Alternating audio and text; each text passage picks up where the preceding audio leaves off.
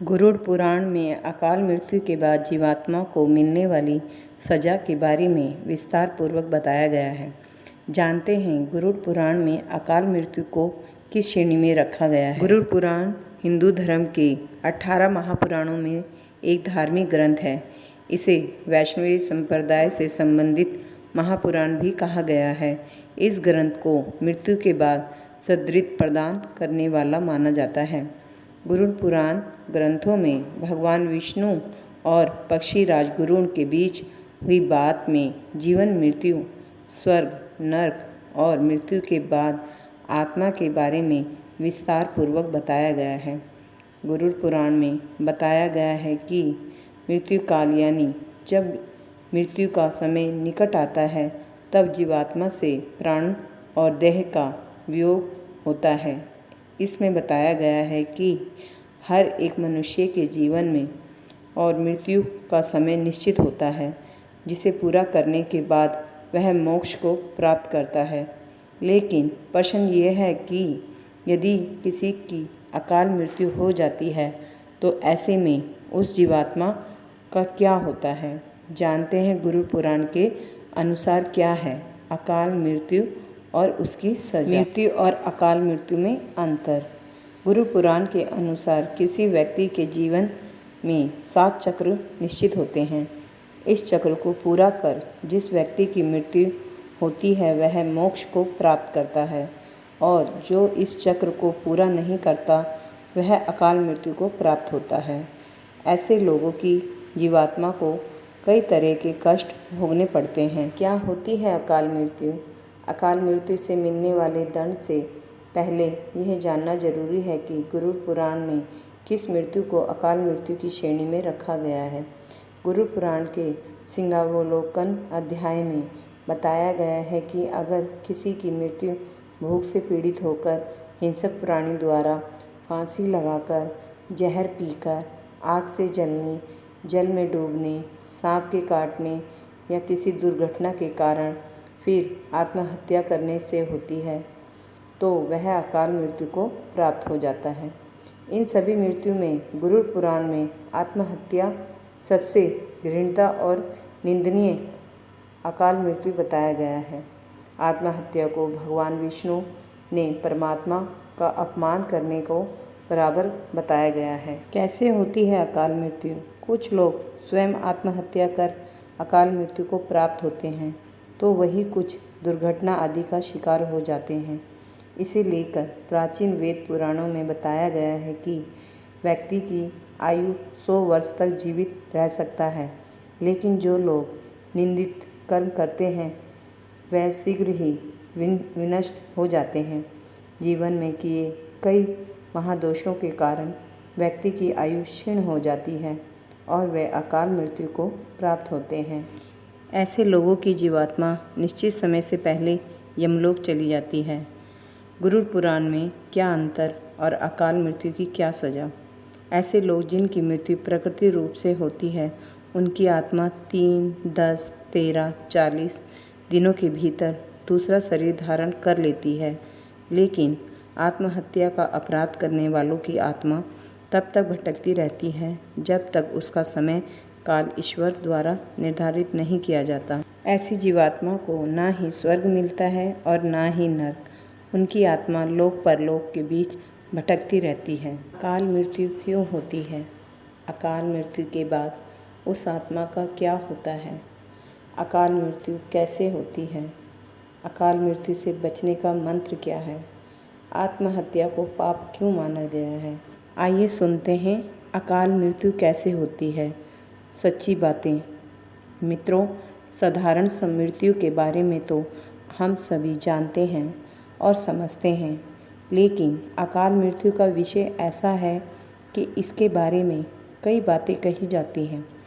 गरुड़ पुराण के 7वें अध्याय में लिखा गया है कि अगर कोई प्राणी भूख से तड़प कर मर जाता है या किसी हिंसक जानवर द्वारा मृत्यु हो जाती है या फिर वह जहरीला पदार्थ सेवन करने से या फिर पानी के डूबने से किसी मनुष्य की मृत्यु हो जाती है तो ऐसे मनुष्य की अकाल मृत्यु कहा जाता है।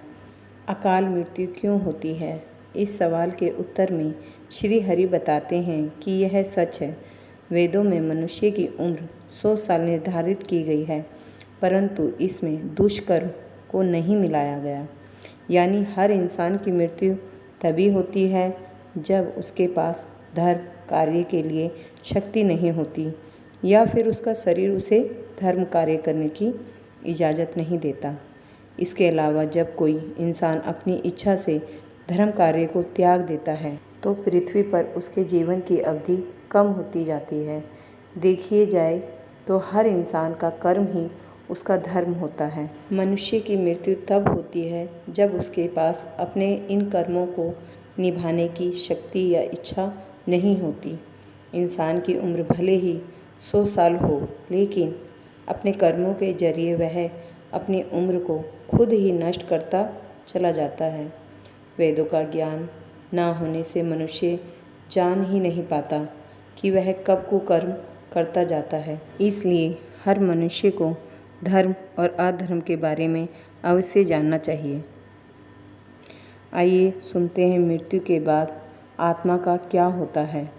गरुड़ पुराण में विष्णु जी यह भी कहते हैं कि मनुष्य के जीवन के 7 चक्र निश्चित हैं। अकाल मृत्यु को प्राप्त होने वाले जो मनुष्य इस चक्र को पूरा नहीं कर पाते, उसे मृत्यु के बाद भी कई प्रकार के कष्ट भोगने पड़ते हैं।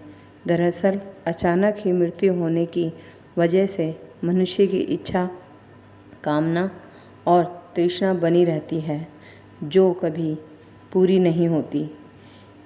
ऐसे में शरीर तो नष्ट हो जाता है, लेकिन आत्मा का मोह नहीं छूटता। स्थिति में अकाल मृत्यु वाली आत्माएं अपने परिजनों या जीवित लोगों को कष्ट पहुंचाती है और अपनी मनोकामनाएं पूरी करने का भी प्रयास करती है।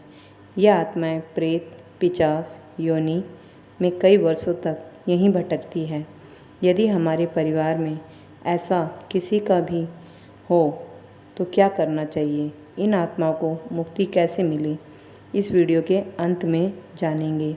गरुड़ पुराण में बताया गया है कि प्रकृति मौत से मरने वाले मनुष्य को 13 या 45 दिन में दूसरा शरीर प्राप्त हो जाता है। वो आत्मा प्रेत योनि से मुक्त होकर अपने कर्म तथा अगले जन्म के लिए यमलोक पहुंच जाती है, जबकि अकाल मृत्यु में व्यक्ति भूत, पिशाच, प्रेत, ब्रह्म, राक्षस, वेताल और छत्रपाल योनि में भटकता रहता है। उनकी आत्मा को आसानी से शांति नहीं मिलती। आत्महत्या पाप क्यों है? आपको बता दें कि अकाल मृत्यु में आत्महत्या को सबसे निचले दर्जे पर रखा गया जाता है। आत्महत्या करना पाप माना गया है। ग्रंथों की दृष्टि से यह एक घिनौना कृत्य अपराध है। भगवान विष्णु जी ने गरुड़ पुराण में इसे ईश्वर का निरादर और अपमान कहा जाता है। वह कहते हैं कि आत्महत्या करने वाले मनुष्य की आत्मा पृथ्वी लोक पर तब तक भटकती रहती है जब तक कि वह प्रकृति द्वारा निर्धारित अपने जीवन चक्र को पूरा नहीं कर लेती। ऐसी आत्मा को ना तो नरकलोक में आत्मा को मरने के बाद भी सबसे कष्टदायी स्थिति में गुजरना पड़ता है। यह आत्माएं अपनी तमाम इच्छाओं की पूर्ति के लिए अंधकार में तब तक भटकती रहती है जब तक कि उनका जीवन चक्र पूरा नहीं हो जाता, क्योंकि यदि मनुष्य आत्महत्या करता है तो उसके कर्म और उस शरीर का ऋण पूरा नहीं होता। इसलिए आत्महत्या नहीं करनी चाहिए।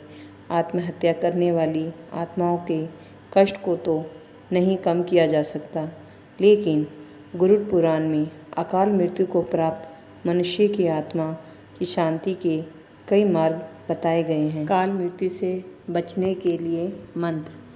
भगवान विष्णु बताते हैं कि अकाल मृत्यु प्राप्त मनुष्य के परिजनों को नदी या तालाब में तर्पण करना चाहिए। साथ ही मृत आत्मा की इच्छा की पूर्ति के लिए पिंड दान और दान पुण्य जैसे सत्कर्म करने चाहिए, ताकि उनकी आत्मा को जल्द ही मुक्ति मिल सके। यह सत्कर्म कम से कम 3 से 4 वर्ष तक करना चाहिए, जब जाकर कहीं अकाल मृत्यु आत्मा को मुक्ति मिलती है और उनके नए जीवन की शुरुआत होती है। मित्रों, अकाल मृत्यु से बचने के लिए हमें अच्छे कर्म करने चाहिए और दान पुण्य करना चाहिए। भगवान की प्रार्थना करनी चाहिए, क्योंकि प्रार्थना में भाग्य को बदल देने की शक्ति होती है। इसलिए आप भी पुण्य करें और दूसरों को भी इसके बारे में बताएं।